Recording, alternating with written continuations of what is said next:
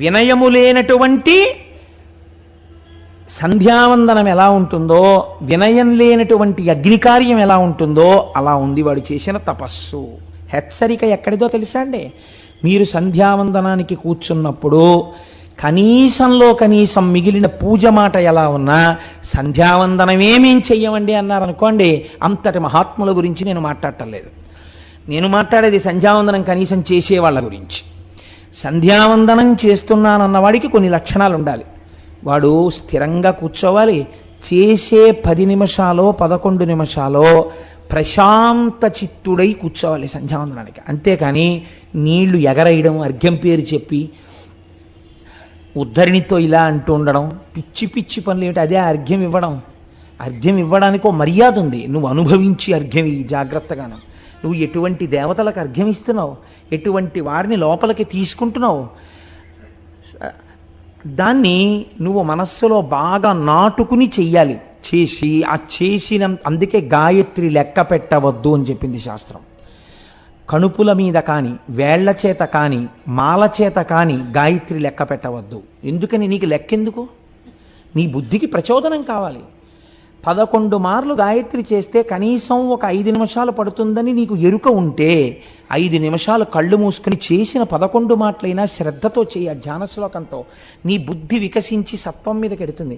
కూర్చోవడమే రజోగుణ భూయిష్టంగా అసలు గాయత్రి చెయ్యడం కూడా కోరికలతోటే చేస్తే అది ఎంత హేయముగా ఉంటుంది మీరు ఆలోచించండి. సత్వగుణంతో ఉండాలి పూజకి ప్రారంభం. అలా ఉండకపోతే చాలా దారుణంగా ఉంటాయి ఫలితాలు. కాబట్టి ఇప్పుడు ఏం చేశాడు అంటే, ఈయన ఆశ చేత వశుడైనాడు. రజోగుణ భూయిష్టమైన పూజ ఎందు ఏముంటుంది? తొందరపాటు ఉంటుంది, దేన్నో పొందాలని.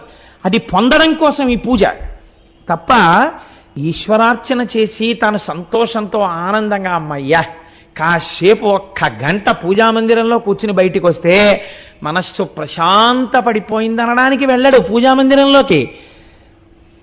ఇవాళ ఇక్కడ ఇది చేసి తొందరగా అక్కడికి వెళ్తే అదేదో కలిసి రావాలని వెళ్తుంటాడు పూజామందిరంలోకి. గుళ్ళోకి ఎందుకు వెడతాడంటే అక్కడికి వెళ్ళి ఏదో సంపాదించుకోవాలని వెడుతుంటాడు. ప్రతిదీ వ్యాపార సరళిలో చేస్తుంటాడు. అంటే ఇప్పుడు ఈయన కోరికలకి తల్లి ఏది? ఆశ. ఆశతో కూడినటువంటి కోరికలు విస్తృతంగా పెరిగిపోతుంటే, అలా పెరిగిపోయిన కోరికల కొరకు ఆరాధన నిబద్ధమైపోతే, అది రజోగుణ భూయిష్టమైన పూజ అయిపోతే, ఆ పూజ పాపము వైపుకి అడుగులు వేయిస్తే నీ పాపమే నీ పూజ వలన వచ్చిన ఫలితమును అడ్డత్రోవ పట్టించి నీ పతనమునకు హేతువై కూర్చుంటుంది. మీరు చాలా జాగ్రత్తగా విన్నారో లేదో, ఇది ఉపాసన యందు మీరు దిద్దుకోవలసిన విషయం. ఇది ఎంత అందంగా తీసుకొస్తున్నారో చూడండి. ఇప్పుడు ఆ జ్యోతిర్లింగ ఆవిర్భావమునందు 9 తలలు నరికాడు, రాలేదు శివుడు. ఇప్పుడు 10వ తల కూడా నరికేస్తాడు. ఆయన ఆగడు. ఎందుకని? ఆయన రజోగుణం. బెంకపు పూజ అది. 9 తలలు నరికిన వాడికి 10వ తల నరికేయడం లెక్క అండి? పట్టుకుని 10వ తల కూడా నరికేసి పారేస్తాడు అగ్నిహోత్రంలో. ఇప్పుడు ఉన్నాడా రావణుడు అన్నవాడు? లేడు. రావణుడన్నవాడు లేకపోవడానికి కారణం ఎవరని చెప్తుంది శాస్త్రం? ఆ చుట్టూ ఉన్నవాళ్ళు. ఏమిటో భోళాశంకరుడు అన్నారు, సాంబ సదాశివుడు అన్నాడు. 9 తలలు కోసేశాడండి మావాడు. కొంతమంది ఉపాసనలో ఇలాంటి పొరపాట్లు చేస్తుంటారు. అది పూజ అనుకుని ఇలాంటి తప్పు పనులు చేస్తుంటారు. అలా చేయకూడదు. పూజ సాత్వికంగా ఉండాలి. కాబట్టి చూడండి, ఇప్పుడు 9 తలలు నరికేసి 10వ తల కూడా నరుక్కుంటున్నాడు. ఇప్పుడు ఈశ్వరుడు ఎటువంటి వాడు? సర్వజ్ఞుడు. వీడినడ్డు పెట్టే లోకానికి ఇటువంటి పూజలు ఎంత ప్రమాదకరమో నేను తెలియచెప్పాలి. కాబట్టి ఇప్పుడు వాడిని ఏ పని చేయడం వరకు ఆయన చూస్తున్నాడు? 10వ తల కూడా తెంపుకోవడం వరకు చూస్తాడు, తెగనివ్వడు. ఈ తుంచుకునే తలకాయలు, ముక్కులు కోసుకోవడాలు, చెవులు కోసుకోవడాలు, ఇలాంటివి ఎంత పిచ్చ పనిలో ఉపాసనలో చూడండి ఎంత దగ్గరికి ఎడుతోందో అది. అంతన్ తక్కిన మస్తకంబునసితోనంతంబునుందింప, మిగిలిపోయిన 1 తలకాయని కూడా కోసేయడం కోసమని కత్తి పైకెత్తి ఆ కంఠం మీద వేస్తున్నాడు. నిశ్చింతంబూన శివుండు దారసిలె వచ్చెన్. ఇక రాడు భగవంతుడు. అంటే ఏంటి? తను పిలిస్తే వచ్చేయాలి. అంతేకాని ఆయన వచ్చే వరకు నా ఉపాసనలో దోషం ఉంది, నేను తప్పించాలంట లేదు. ఆయన రాలేదు, తెంపేస్తాను తలకాయ. ఇప్పుడు శంకరుడు వచ్చాడు. ఇప్పుడు వచ్చింది ఎలా ఉంటుందంటే వద్దంటే వచ్చినట్టు ఉంటుంది కదా. కాబట్టి నిశ్చింతంబూన శివుండు దారశిల వచ్చెన్ పూర్వభంగిన్ తలం సంతోషంబున శంకరుండడుగు మిచ్చన్ కూర్తున్నాన్. ఆయన ఎప్పుడైతే వచ్చి ఎదురుగుండా నిలబడ్డాడో మళ్ళీ 10 తలకాయలు మొలిచి. వాడిని అలా ఉంచడం కదా ఆయనకి కావలసింది. 10 తలకాయలున్నా బుర్రకాయ లేనివాడు, అసలు బుర్రకాయ లేదు వీడికి, ఇది ఆయన చెప్పవలసింది. కాబట్టి 10 తలకాయలు మొలిపించాడు. ఎందుకు ఆ పనికి మాలిన తలకాయలు? కాబట్టి 10 తలకాయలు మొలిచాయి. మొలిచిన తర్వాత ఆయన అన్నాడు, ఏమిటి కావాలి నీకు, ఎందుకు చేశావు ఇంత ఘోరమైన తపస్సు? దైత్యుడత్యంతంబున్ బలమిచ్చి 7 గడవై అస్మత్పురించేరుమా. వాడు 2 కోరికలు కోరాడు. అత్యంతం బలమిచ్చి, నాకు విపరీతమైన బలం కావాలి. దేనికి ఉంటుంది బలం? శరీరానికి ఉంటుంది. జవం దేనికి ఉంటుంది? మనస్సుకుంటుంది. మనోజవం మరుతతుల్య వేగం అని స్వామి హనుమని చెప్తాం. వాడిప్పుడు తన ఉపాసన యందు దోషం చూసుకోవట్లేదు. ఈశ్వరుణ్ణి రప్పించానా లేదా? ఇంకో ఆకు తొడిగింది ఈ రజోగుణ భూయిష్టమైన ఉపాసన. అందులోంచి ఇంకో వెర్రి కోరిక పుట్టింది. ఏమిటో తెలుసా అండి? నాకు విపరీతమైన బలం కావాలి. ఎందుకు ఆ బలం? ఏం చేస్తావు శరీర బలంతో? అంటే అందరినీ ఓడిస్తాను. ఓడిచ్చి ఏం చేస్తావు? అన్ని భోగాలు అనుభవిస్తాను. నన్ను ఎవడు అనేవాడు లేడుగా. అందుకని నా కంటికి ఏది నచ్చితే దాన్ని ఎత్తుకొచ్చి నాదిగా అనుభవిస్తాను. అంటే ఇప్పుడు ఇలా మొదలైన పూజ ఎంత భ్రష్టత్వం వైపుకు వెళ్ళడానికి బీజాలు వేస్తోందో చూడండి. కాబట్టి ఉపాసన అన్నది ఎంత సాత్వికంగా ఉండాలో మీరు ఆలోచించండి. కాబట్టి ఇప్పుడు ఏం చేశాడు? నాకు విపరీతమైనటువంటి బలం కావాలి. పోను ఊరుకున్నాడా? అడగమన్నావుగా, ఇక్కడేం చేస్తావు? నువ్వు 10 లంకలోకి రా అన్నాడు. వచ్చి శంకరుణ్ణి లంకలో కూర్చోమన్నాడు. అక్కడ కూర్చుంటే అస్తమానం వచ్చి ఇలా తపస్సు చేస్తానేంటి? అక్కడ కూర్చుంటే అక్కడే పూజ చేస్తుంటాను నేను. నాకేమైనా కావాలనిపించింది అనుకో, మళ్ళీ నిన్ను అడుగుతుంటాను, ఇద్దుగాని. ఇది వాడి ఉద్దేశం. గుండి మింగేవాడు ఓడుంటే గుళ్ళో లింగాన్ని మింగేవాడు ఓడుంటాడంటారు చూసారా?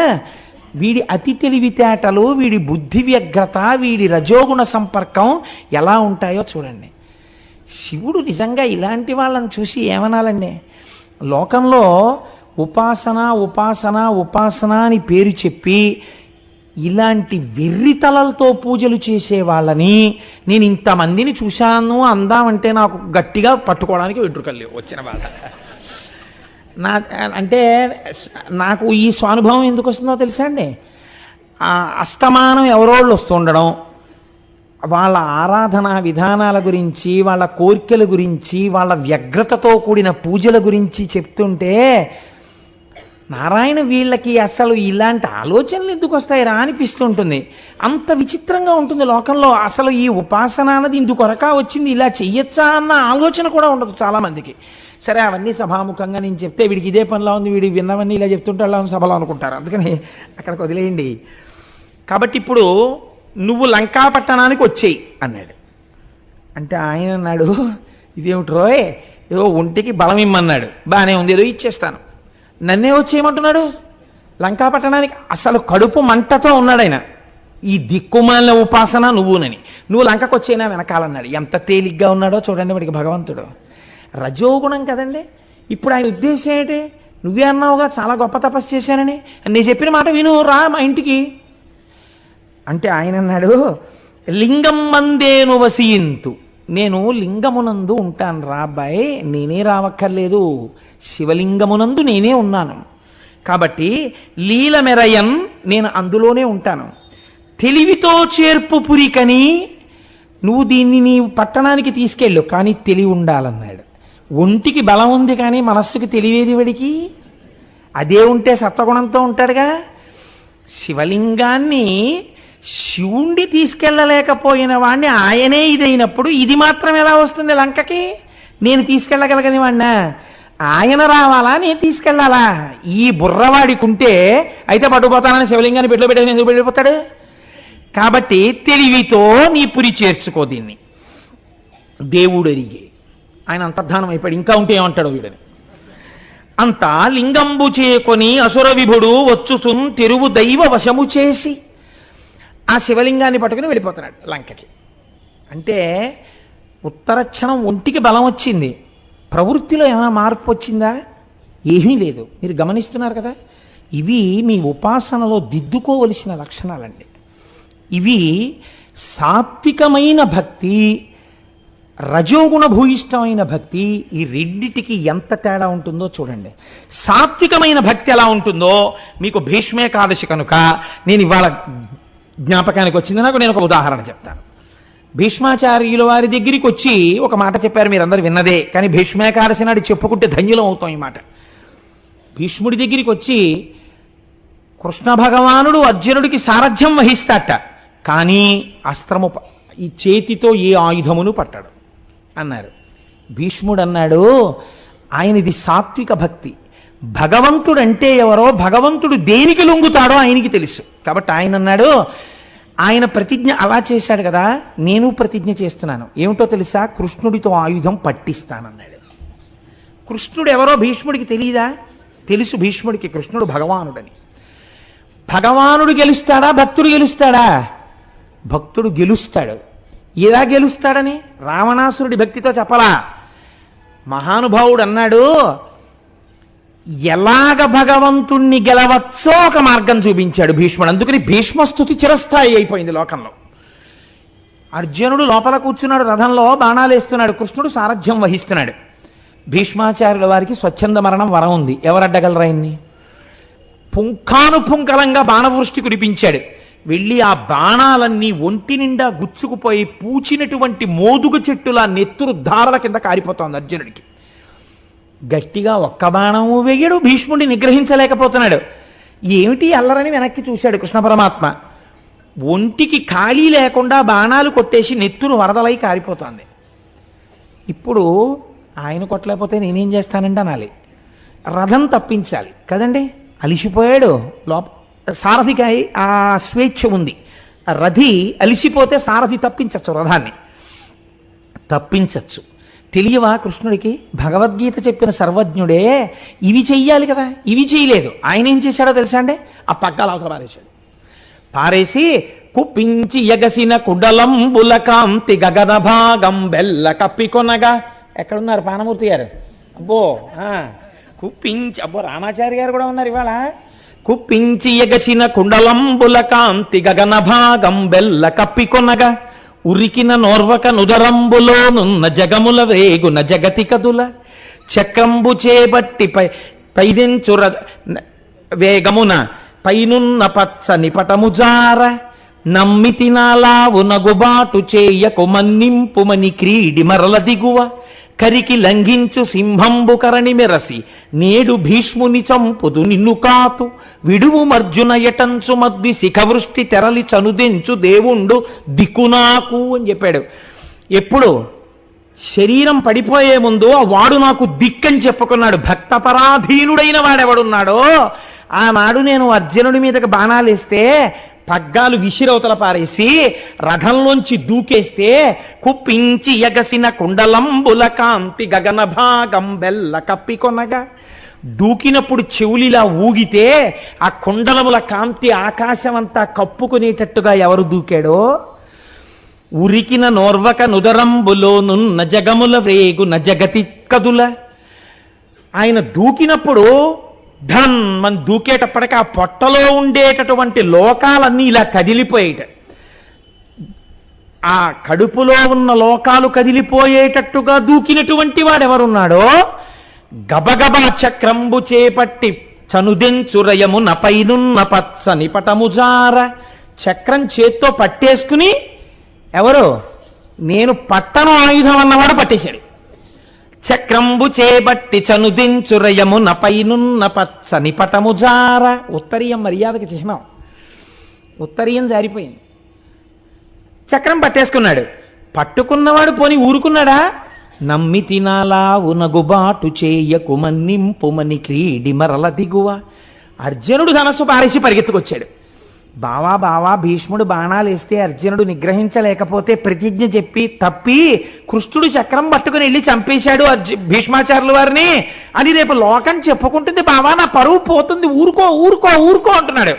అంటుంటే నీ జోలికొస్తాడా, నీ మీది నీ బాణాలు వేస్తాడా, ఏం చేస్తానో చూడు ఈ భీష్ముడిని. తెలియదు భీష్ముడు మహాజ్ఞానని అని కరికి లంఘించు సింహంబు కరణి మెరసి నేడు భీష్ముని చంపుతు నిన్ను కాతు విడువు మర్జున ఎటంచు మద్వి శిఖవృష్టి తెరలి చనుదెంచు దేవుండు దిక్కు నాకు.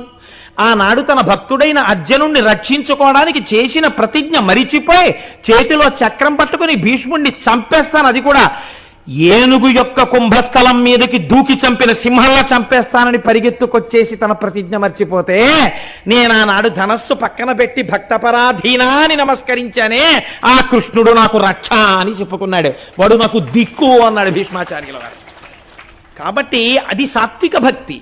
అది భగవంతుని యొక్క కోపం ఎప్పుడు వస్తుందో కూడా చెప్పగలిగిన భక్తి. తన భక్తులకి హాని జరిగితే తట్టుకోలేని వాడు ఈశ్వరుడిని ఆవిష్కరించిన భక్తి. అందుకే భీష్ముడికి తర్పణలు ఇస్తున్నాం, భీష్ముడి పేరు చెప్పుకుని పొంగిపోతున్నాం. భగవంతుడే ఎదురుగుండా నిలబడి వెళ్ళిపోతున్న వాడి చేత సహస్రం చెప్పించుకుని లోకానికి అందించినటువంటి ఖ్యాతి బహుశಃ భీష్ముడికి ఒక్కడికే దక్కింది లోకంలో. కాబట్టి ఇప్పుడు చూడండి భీష్మ భక్తికి రావణ భక్తికి ఎంత తేడా ఉందో. ఇప్పుడు ఈ శివలింగాన్ని పట్టుకుని బయలుదేరాడు. కానీ బయలుదేరితే తీసుకెళ్ళగలడా? శివుణ్ణి తీసుకెళ్ళలేని వాడు ఇది నేనే అన్నప్పుడు శివలింగాన్ని తీసుకెళ్ళగలడా? కాబట్టి దైవవశము చేసి అంటే వీడికి పాఠం చెప్పాలని పరమాత్మ అనుకున్నాడు. ఇప్పుడు ప్రత్యక్షమై అనుగ్రహించినట్ట, ప్రత్యక్షమై ఉపాసనా దోషము వలన వాడే పాడైపోతున్నట్ట. మీరు చెప్పండి. అడిగిన 2 కోరికలు ఏమిటి? ఒకటి నాకు బలం కావాలి, 2 నువ్వు వచ్చేయాలి. మొదటిది అలా పెట్టండి. ఇంకా ఒంటికి కొవ్వెక్కి బలం ఉంది, వచ్చేసింది బలం. ఇప్పుడు శివలింగాన్ని పట్టుకుని బయలుదేరాడు, రెండోది నెరవేరుతోందా? మీరు చూడండి. శరీరానికి ఎంత బలవంతుడవనివ్వండి, ఈశ్వర నిర్ణయం ఒకటి ఉంది కదా, పిండాండ బ్రహ్మాండానుసంధానము అని ఒకటి ఉంది. ఈ శరీరానికి ఆకలేస్తుంది, నేను చాలా బలవంతుండండి, నేను అన్నం తిన్నంటే నీరసపడిపోతుంది, శోషించిపోతుంది. కాబట్టి తినాలి కదా, బ్రహ్మాండంలో ఉన్న యాపిల్ పండు తీసుకెళ్ళి ఇందులో పారేయాలి కదా పిండాండంలో. మళ్ళీ పిండాండంలో మిగిలిపోయిన శేషాన్ని ఎవరు పుచ్చుకుంటారు? బ్రహ్మాండం పుచ్చుకోవాలి. పిండాండానికి దాహం వేసింది, ఎవరివ్వాలి నీళ్లు? బ్రహ్మాండం ఇవ్వాలి. బ్రహ్మాండంలో నీళ్లు ఈ గొంతులో పోయాలి, పిండాండంలోకి నీళ్లు ఎడతాయి. ఇందులో వెళ్ళిన నీళ్లు ఎందుకు ఎడతాయి? దాహార్తిని తీర్చడమే కాదు, ఈశ్వర ప్రక్రియ ఒకటి ఉంది. దీనిలో మలినాలు పట్టుకుని ఆ నీళ్లు బయటికి రావాలి. ఎక్కడ విడిచిపెట్టాలి? బ్రహ్మాండంలో విడిచిపెట్టాలి. ఇది ఈశ్వరుడు. ఉరే, దాహం వేయించినవాడు ఈశ్వరుడు, నీటినిచ్చినవాడు ఈశ్వరుడు, ఇందులో పోసిన నీటిని మళ్ళీ మూత్రముగా మార్చినవాడు ఈశ్వరుడు, బయటికి పంపినవాడు ఈశ్వరుడు, ఈ మూత్రమును పుచ్చుకున్నవాడు ఈశ్వరుడు. ఏమి ఈశ్వరుడు, ఏమి కారుణ్యం అన్ననాడు ఈ వెర్రి కలగదు అసలు కదండి. వాడికి అలా కలగలేదు. కాబట్టి ఈశ్వరానుగ్రహము లుప్తమైతే అవతలవాడు పాడైపోవడానికి ఏ ఒక్కటి చాలు? మూత్రానికి రావడం చాలు. ఎంత చూడండి, ఇంత బలం ఇచ్చాడు, ఏమిటి బాగుపడ్డాడు? మూత్ర విసర్జన చెయ్యవలసిన అవసరం రావణాసురుణ్ణి పాడు చేసేసింది. మీరు చాలా జాగ్రత్తగా పట్టుకోవాలి జ్యోతిర్లింగాన్ని. చూసారా, దేనికి అహంకారం, ఎందుక బింకం, దేనికోసం నువ్వు అల్లరి? అదే నాకు ఈశ్వరుడు తప్ప వేరొకడు లేడన్నవాడి కోసం ఈశ్వరుడు లొంగిపోయాడు. నందనార్ ఏం చదువుకున్నాడు? నందనార్ ఏం తపస్సు చేశాడు? పాలేరు నందనార్. అటువంటి వాడు తిరుప్పంగూరు వెళ్ళాడు. తిరుప్పంగూరు వెడితే కొంతమందికి ఆ రోజుల్లో నందీశ్వరుడి దగ్గర నుంచే దర్శనం. శివలింగం కనపడలేదు. కనపడకపోతే శివుణ్ణి ప్రార్థించాడు, నాకు నందీశ్వరుడు అడ్డొస్తున్నాడు, ఈశ్వరా నువ్వు నాకు దర్శనం అవ్వట్లేదు అని ఆయనకి చెప్పుకుని ఏడ్చాడు. శంకరుడు అన్నాడు, నా భక్తుడు నంది దగ్గర నించుని నన్ను చూడాలనుకుంటున్నాడు, నందీశ్వరా నువ్వు తప్పుకో అన్నాడు. ఆనాడు తప్పుకున్న నంది ఈనాటి వరకు అలాగే ఉంది. తిరుప్పంగూరులో నంది పక్కకి తప్పుకుంది. నందనార్ దర్శనం చేశాడు. భక్తికి ఈశ్వరుడు లొంగిపోయి నందిని పక్కకి పెట్టాడు. ఇక్కడ అహంకరించిన వాడికి మూత్ర విసర్జనావసరము పాడు చేసేసింది జీవితాన్ని. కాబట్టి ఇప్పుడు ఏం చేయవలసి వచ్చింది? శివలింగాన్ని చేత్తో పట్టుకుని మూత్ర విసర్జన చెయ్యలేడు కదా. కాబట్టి మూత్రోత్సర్జనమునకై యాత్రంబుననొక్క వల్లవాంజలినిడ తన్మాత్రాభరమోపక చితాక్షేత్రంబున అతడుంచె శివలింగంబున్. దాని తొందర అటువంటిది. ఎవడో ఒకడు శివలింగం పట్టుకుంటే బాగుంటారా బాబు, తొందరగా వెళ్ళొచ్చేద్దాం అనుకున్నాడు. అటు చూశాడు ఇటు చూశాడు, ఎవడో బాగా పట్టుకోగలడా, ఈ శివలింగాన్ని మొయ్యగలడా? వాడికి ఉన్న అహంకారం ఏమిటో తెలుసా అండి? ఇదేమిటి శివలింగం, ఇది శివుడన్న భావన వాడికి లేదు. శివుడు ఏం చెప్పాడు? ఇదే నేనని చెప్పాడు. కానీ వాడేమనుకుంటున్నాడు? ఇది శివలింగం, ఏముంది ఇందులో వెయిట్ అంటే? ఉపాసన యందు నువ్వు సమస్త బ్రహ్మాండములు నిండిపోయినటువంటి వాడు నీకు ఆ లింగమునందు కనబట్టలేదు. అదే ఉందో శివలింగం కింద నువ్వు చాలా చులకన భావంతో చూస్తున్నావు. ఈ ఉపాసన సిద్ధించదు. నువ్వు ఒక ఆలయానికి వెళ్ళినప్పుడు ఆపాతాళ నభస్థలంత భవన బ్రహ్మాండ మామిస్ఫుర జ్యోతిస్పాటిక లింగ మౌళి బిల సత్పూర్ణేందో వాంతామృతై అస్తోకప్లుతమేకమీశమనిశం రుద్రానువాకాంజపన్ ధ్యాయేత్ ఇప్సిత సిద్ధయే ధ్రువపదం విప్రోభిషించేత్యం బ్రహ్మాండ వ్యాప్త దేహ భసిత హిమరుచాభాసమానా భుజంగై కంఠే కాళాహ కపర్దాహ కలిత శశికలశ్చండ కోదండ హస్తాహ. నా కోసం ఇంత సులభుడవై కనపడుతున్నావు అన్ననాడు నీకు అదృష్టం. అది ఏముందండి శివలింగం అండి అంటే నీ ఉపాసన సిద్ధించలేదు, నీకు ఈశ్వర దర్శనం కలగలేదు. కాబట్టి వాడు ఇదే ఉంది శివలింగం అనుకున్నాడు. కాబట్టి ఏం చేశాడు? ఒక గొల్ల పిల్లవాడిని, పశువులు కాసుకునే పిల్లవాడిని పిలిచాడు. ఒరే నేను మూత్ర విసర్జనకి వెళ్ళొస్తాను రా, ఈ శివలింగం పట్టుకో. ఇప్పుడు వాడు దాన్ని పట్టుకోవడానికి మాత్రం బలం అక్కర్లేదు అనుకున్నాడు. ఇది కదండి దోషం. సుఖాలు అనుభవించడానికి బలం ఉండాలి, భోగాలు అనుభవించడానికి బలం ఉండాలి, శివలింగాన్ని పట్టుకోవడానికి బలం అక్కర్లేదు. ఇది రావణ సిద్ధాంతం. చాలామంది మనం అటువంటి జీవితంలోనే ఉంటాం. ఏంటండి పెద్ద ఊరికే భగవంతుడు, చిత్తశుద్ధి ఉంటే చాలదేంటండి? నిజంగా నీకు చిత్తశుద్ధి ఉంటే గుడికి వెళ్తావు. గుడికి వెళ్ళడం మానేయడానికి నువ్వు చిత్తశుద్ధితో ఉండక్కర్లేదు. చిత్తశుద్ధితో ఉంటే ఎప్పుడు గుడికి వెళ్దామా అనిపించి గుడిలోకి వెళ్తావు. నువ్వు వెళ్ళకపోవడం చిత్తశుద్ధి లేకపోవడానికి నిదర్శనం. ఇవి రావణవాదనలు. కాబట్టి ఇప్పుడు ఏం చేశాడు? ఆ పిల్లాడి చేతిలో పెట్టి మూత్ర విసర్జనకి వెళ్ళాడు. అది శివుడు. కాబట్టి ఇప్పుడు ఏమైంది? అది ఎప్పుడు ఎలా రావణాసురుడికి బుద్ధి చెప్పాలా అని చూస్తోంది. ఉపాసనలో దోషం చాలా బరువు అయిపోయింది. వాడు మొయ్యలేకపోయాడు, కింద పెట్టేశాడు. ఆయన ముందే చెప్పాడు, ఒరే తెలివితో నీ పురి చేర్చు, ఇది ఎక్కడన్నా పెట్టావో ఎక్కడ పెట్టావో అక్కడ ఉంటానన్నాడు. ఇప్పుడు చితాక్షేత్రమునందు ఆయన పెట్టేశాడు, చితాభూమి ఎందు పెట్టేస్తే వీడు పరుగున వచ్చాడు. వచ్చిన వాడి యొక్క వెర్రి చూడండి. వాడు వెంటనే ఈశ్వరా తెలివితో తీసుకెళ్ళమన్నావు, కానీ ఆ తెలివి నా యందు నిలబడకపోవడానికి కూడా కారణం నువ్వే. కాబట్టి ఇప్పుడు నా బుద్ధి మార్చని ప్రార్థన చేయలేదు, ఇదంతా నేను ఎత్తుకుపోతానన్నాడు అని ఓహో కదిపాడు దాన్ని. అది కదులుతుందా? అది కదలలేదు. అది కదలనప్పుడైనా వాడి బలం మీద వాడికి అనుమానం రావాలి. ఈశ్వరుడు ఒక అవకాశం ఇచ్చాడు. అత్యంత బలంబు నిమ్ము అన్నాడు కదా, ఇచ్చాడు కదా. అది శివుణ్ణి కదపలేకపోతోంది ఆ బలం. శివుణ్ణి భగవంతుణ్ణి కదపలేని ఈ దేహబలం ఎప్పుడో అప్పుడు పాడవడానికి పనికొస్తుంది, ఈ అవమానానికి పనికొచ్చింది తప్ప రావణుడు శివలింగాన్ని లంకకి తీసుకెళ్ళలేకపోయాడు అనడానికి ఈ బలం పనికొస్తోంది. కాబట్టి ఎందుకు ఈ బలం, నాకు ఈశ్వరుడు కావాలి అని వాడు అనలేదు. ఒక అవకాశాన్ని ఈశ్వరుడు ఇచ్చాడా ఇవ్వలేదా? ఇచ్చాడు, వాడు వివేచన చేసుకోలేదంతే. కాబట్టి ఇప్పుడు ప్రమాదకరమైన బలముగా మారుతోంది అది. శివుడు కదలకపోతే వాడన్నాడు పోన్లే అన్నాడు. అంటే ఏమిటి వాడి ఉద్దేశం?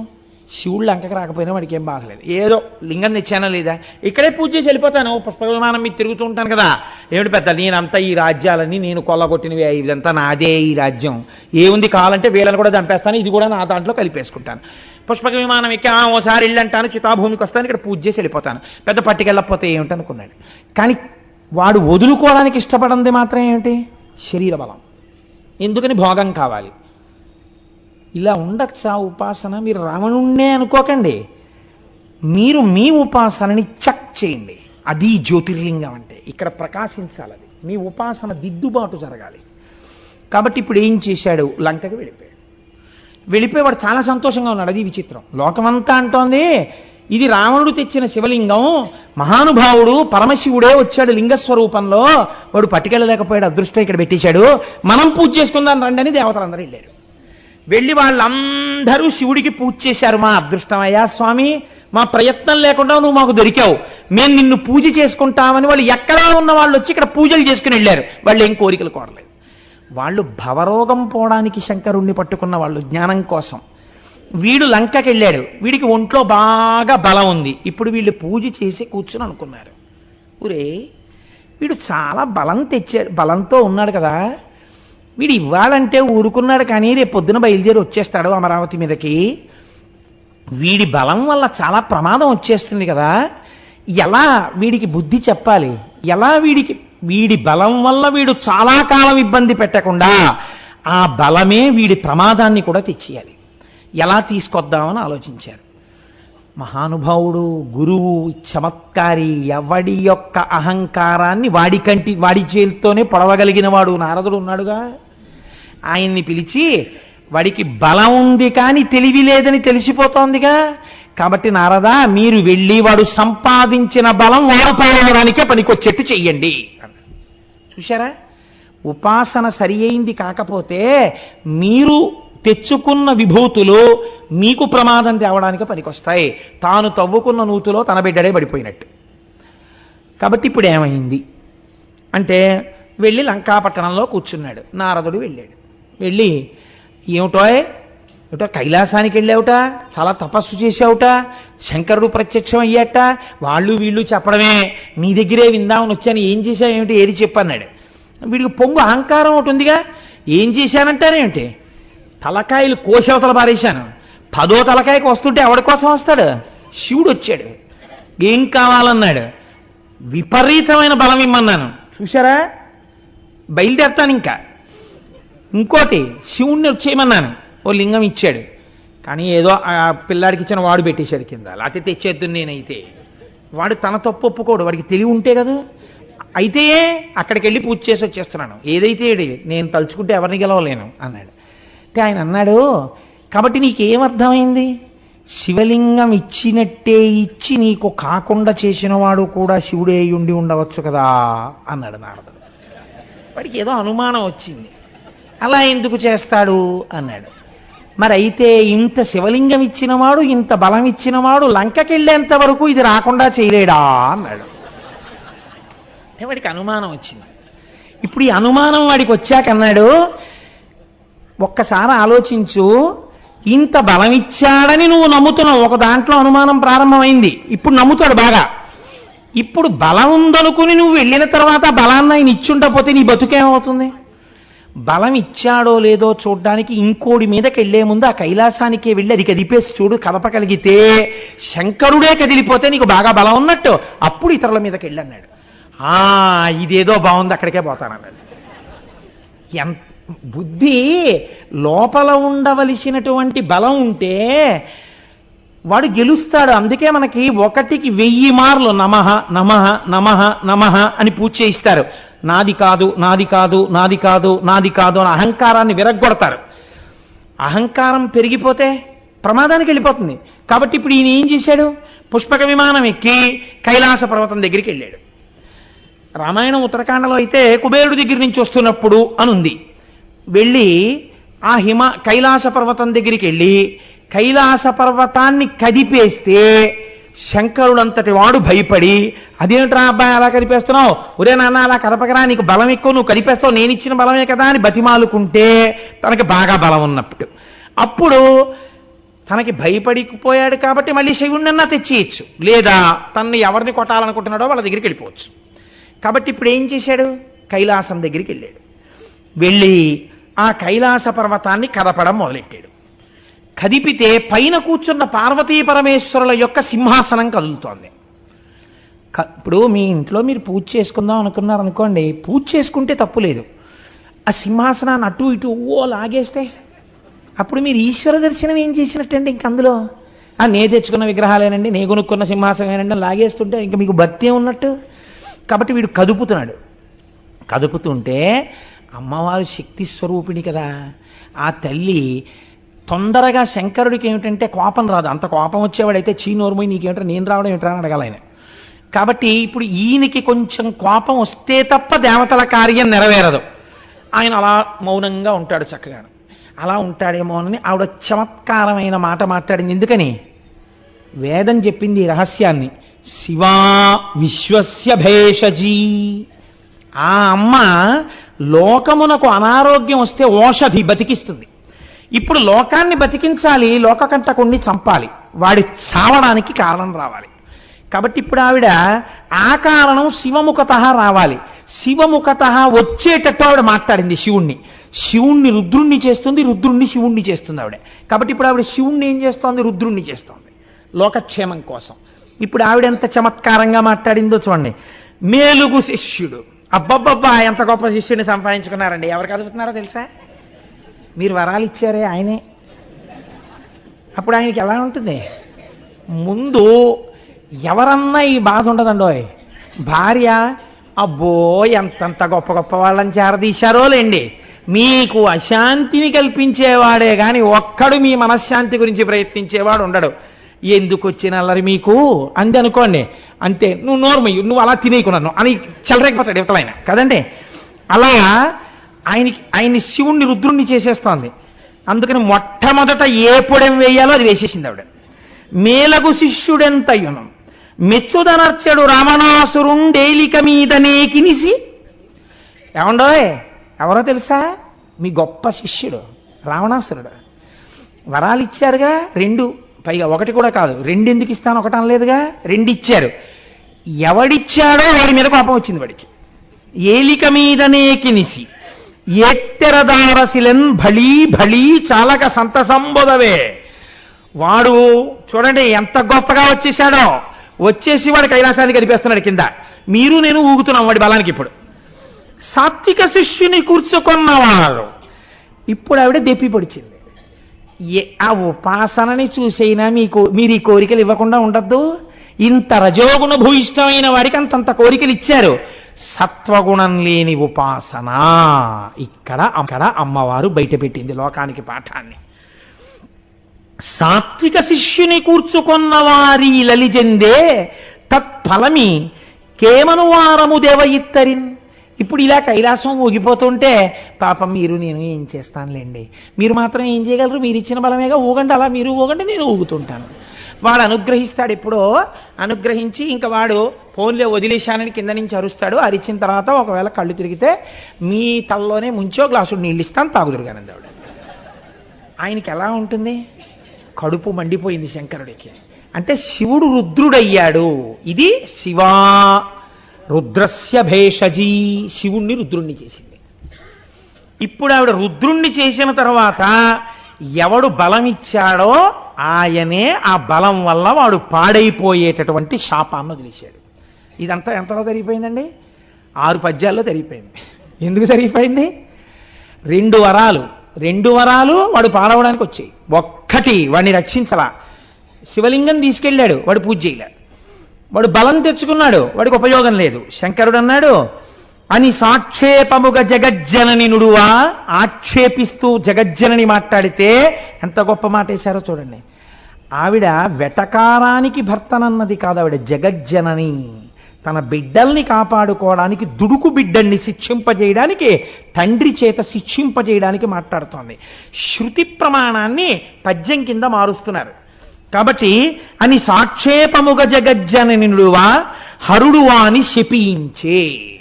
ఇప్పుడు ఆయన శివుడు కాదు, హరుడు. దేన్ని హరిస్తాడు? వాడి గర్వం హరించేస్తాడు. ఇప్పటి వరకు ఏ బలాన్ని చూసుకుని ఎగురుతున్నాడో ఆ బలాన్ని హరించేవాడయ్యాడు ఆయన. హరుడు వాని శపించే కృతఘ్నుని ఇట్టులోరి అచిరంబున నీ మదమణుగుగాక పొమ్మిక వేగనన్ అన్నాడు. ఊరే ఎంతో కాలం పట్టదులే, నీ మదం అణిగిపోతుంది, పో ఇక్కడి నుంచి అన్నాడు. ఈ ఊపుతున్న వాడికి ఈ మాట వినపడింది. నీ మదం అణిగిపోతుందంటే ఏమిటి? నీ బలం ఎందుకో పనికి రాకుండా పోతుందనేగా. అందులో పోనీ నువ్వు ఓడిపోతావు ఒక్కసారి ఎవరి చేతిలోనో అనలేదు, నీ మదం అణిగిపోతుంది అన్నాడు. నీ మదం అణిగిపోతుందంటే ఇప్పుడు ఏమవ్వాలి? ఎవరెవరిని చూసుకుని మదిస్తున్నాడో వాళ్ళందరూ పోతారు. ఇప్పుడు శివవాక్యమనందేముంది? ఇంద్రజిత్ పోతాడు, కుంభకర్ణుడు పోతాడు, లంక పోతుంది. ఎవడు ఈశ్వరుణ్ణి పట్టుకున్నాడో వాడు ఒక్కడే మిగులుతాడు. సత్వగుణంతో ఈశ్వరుడు రాముడని రెండు ఉండవుగా లోకంలో, ఉన్నది ఒక్కటే పరబ్రహ్మం, రామ పరబ్రహ్మం, శివ పరబ్రహ్మం, రెండు ఒక్కటే. ఎవడు రాముణ్ణి పట్టుకున్నాడో వాడు బతికిపోయాడు, ఆయన తప్ప మిగిలిన వాళ్ళందరూ నశించిపోయారు. ఏమైంది నీ మదం? నీ మదానికి ఏవేవి కారణములో ఆ కారణముల వలన నీ మదం అణిగిపోతుంది, నువ్వు నశించిపోతావు. ఈ శివవాక్యాన్ని ఆధారం చేసుకునే తర్వాత శాపాలన్నీ వచ్చేసాయి వాడికి. వచ్చి ఆఖరికి వాడి బలం ఎందుకు పనికొచ్చిందంటే వాడి వాళ్ళందరినీ చంపుకోవడానికి పనికొచ్చింది రావణ బలం. మీరు బాగా ఆలోచించండి. రాముడు తనంత తాను ఎవరి మీద వెళ్ళి బాణాలు వేయలేదు, వీడే పంపించాడు ఒక్కొక్క బ్యాచ్ని. వీడే ముందు వెళ్ళిపోయినట్టుంటే వీడి స్వార్థం అండి. ముందు వీడు వెళ్ళిపోతే వీడే చచ్చిపోయాడు అనుకోండి, ఆ తర్వాత మిగిలిన వాళ్ళు బతికేద్దరేమో. అసలు వీడు వెళ్ళలేదు. ఏమిటి రాముడు రాజ్యభ్రష్టుడు, ఓ నారచీర కట్టుకుని పాదుకలు కూడా లేకుండా యుద్ధ భూమి నందు నించున్నవాడు, ఆయన్ని నిగ్రహించడానికి నేను వెళ్ళాలా అన్నాడు. ఇంద్రజిత్తుని పంపాడు. ఏమయ్యాడు? నిహతుడైపోయాడు. బుద్ధి వచ్చిందా? మదం అలాగే ఉంది. ఇది శివవాక్యమునందు శివ సంకల్పమస్తు ఆయన అన్నమాట అయిపోయింది. ఒక్కడు లేకుండా లంకా పట్టణం అంతా అయిపోయిన తర్వాత వాడు ఒక్కడు యుద్ధానికి వెళ్ళాడు. ఇప్పుడు ఎవడు తలకాయలు కోసుకున్నాడో వాడి తలకాయలు ఆయన కోశాడు. కోసి అలిసిపోయావు, నేడు పోయి రేపు రా యుద్ధానికి అన్నాడు. మళ్ళీ ఇచ్చాడు అవకాశం రామస్వరూపంలో. రెండు ఉంటే కదండి, మీరు అలా దర్శనం చేయండి, అభేద దర్శనం చేయండి మీరు ఒక్కసారి. ఆయన హృదయం రాముడి యందు ఎలా ప్రకాశిస్తోందో. వాడు వెళ్ళాడా, 10 అడుగులు రాముడి వైపుకి వేసి రాముడి కాళ్ళ మీద పడిపోయి ఉంటే రావణుడు బతికిపోయేవాడు. ఆ మదం ఆ నాటి నుంచి ఈ నాటికి పోలా ఇన్ని దెబ్బలు తిన్నవాడికి. వాడు ఇంటికి పోయి మళ్ళీ వచ్చాడు. ఇప్పుడు నువ్వు కోసుకోక్కర్లా, నేనే కోసేస్తున్నాను అన్నాడు. ఒక్కొక్క తల చప్పున కొట్టేసి పడగొట్టేస్తే ఆఖరణ వచ్చి శివుడు ఏది చెప్పాడో అదే మండోదరి చెప్పింది. నీ ఒంటి పొగరు నిన్ను చంపింది, రాముడు నిన్ను చంపలేదు అని చెప్పింది ఆవిడ. ఎరా, ఇంతటి మహాపతివ్రతని, ఇంతటి సౌందర్య రాశిని నీ దృష్టి ఎందుంది అందం, బాహ్యమునందు లేదందం. ఇది సీతమ్మ చెప్పింది. నివర్తయమనోమర్త స్వజనే క్రియతాం మనః. నీ అనురాగము భార్య యందున్నది నిజమైతే నీ భార్య నీకు రోజుకి 1,00,000 సార్లు ముద్దొచ్చినా బెంగలేదు. అది ధార్మికమైపోయింది. వేరొక స్త్రీ యందు నీ బుద్ధి కామంతో కాని ఒక్కసారి తిరిగిందా అది నీ పతనానికి హేతు అవుతుందిరా అని చెప్పింది. వాడు విన్నాడా? వాడి మదం, నేనింత బలవంతుణ్ణి నన్నెవడేం చేస్తాడన్నాడు. ఆవిడొచ్చి ఆఖరణంది, ఏ మదం నీ ఎందు ప్రవేశించిందో అది నిన్ను చంపేసిందిరా అన్నాడు. ఆఖరికి మండోదరి తీర్పుతో రామాయణం పూర్తయిపోయింది. కాబట్టి హరుడు పలికినటువంటి శాపవచనమే వాడిని, వాడి భార్యల్ని, వాడి బిడ్డల్ని, వాడి సైన్యాన్ని, వాడి రాజ్యాన్ని నశింపచేసింది తప్ప వాడు వృద్ధిలోకి రావడానికి పనికి రాలేదు. రెండూ కూడా. ఇది ఆనాడు చితాభూమి యందు వెలిసినటువంటి వైద్యనాథుడన్న జ్యోతిర్లింగం ఏది ఉన్నదో ఆ జ్యోతిర్లింగము ఆనాటి నుంచి ఈనాటి వరకు వెళ్ళి దర్శించి నమస్కరించిన వాళ్ళందరికీ ఒక అనుగ్రహాన్ని ఇస్తుందిట. ఇదే వైద్యనాథుడంటే.